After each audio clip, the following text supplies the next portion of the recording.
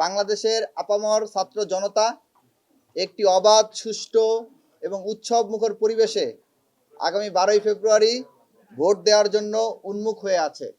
কিন্তু অত্যন্ত দুঃখজনক হলেও সত্য, বেশ কিছু কিছু রাজনৈতিক দল বা কোনো ব্যক্তিবর্গ আবারও চাচ্ছেন 111-এর সরকারের মতো আরেকটি ক্ষমতা হস্তান্তরের নাটক মঞ্চায়ন করার জন্য।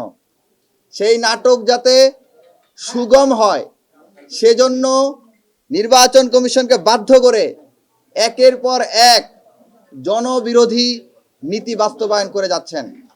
এর মধ্যে আপনারা দেখেছেন, যেই ছাত্র জনতার রক্তের উপর দাঁড়িয়ে আমরা একটি সুষ্ঠু নির্বাচনের দ্বার প্রান্তে এসে দাঁড়িয়েছি, সেই ছাত্র সমাজ যাতে নির্বাচনে পরিচালনায় অংশগ্রহণ করতে না পারে, একটি বিশেষ রাজনৈতিক দলের পক্ষ থেকে ভেটো দেওয়া হয়েছে।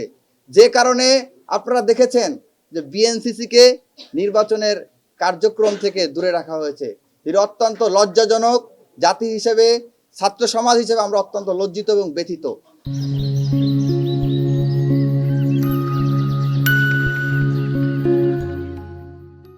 কারণ বিএনসিসি যদি নির্বাচন পরিচালনায় থাকতো, শৃঙ্খলা রক্ষার দায়িত্বে থাকতো, তাহলে শৃঙ্খলায় নিয়োজিত নির্দিষ্ট বাহিনী কেন্দ্রিক যে মনোপলি সৃষ্টি হইতো সেটা ভেঙে যেত এবং এর মাধ্যমে তার এককভাবে কোনো কর্তৃত্বপরায়ণ আচরণ করতে পারতো না।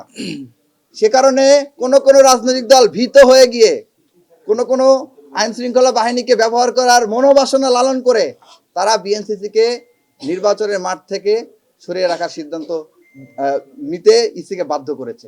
পাশাপাশি আপনারা দেখেছেন, যখনই দেশে যদি কোনো অনাকাঙ্ক্ষিত ঘটনা ঘটে, সেই ঘটনার যদি সাথে সাথে লাইভ করা যায় মোবাইল ফোনের মাধ্যমে, তাহলে সেই ঘটনার সাথে সাথেই সেটিকে নিরসন করা সম্ভব হয়, মিনিমাইজ করা সম্ভব হয়। কিন্তু অত্যন্ত দুঃখজনক হলো সত্য, আমরা দেখতে পেয়েছি নির্বাচন কমিশনের পক্ষ থেকে এই মোবাইল ফোন নির্বাচন ভোট কেন্দ্রের 400 গজের মধ্যে ব্যবহার একটা নিষেধাজ্ঞা দেওয়া হয়েছে। তো এই সার্বিক বিষয়ে সুষ্ঠু নির্বাচনের দাবিতে আমরা ডাকসুর পক্ষ থেকে এখানে এসেছিলাম আমাদের দাবিগুলো জানানোর জন্য। এই পর্যায়ে কথা নিয়ে আসার জন্য অনুরোধ করছি সার্বিক বিষয়ে ডাকসুর ভিপি জনাব সাদিক কায়েমকে।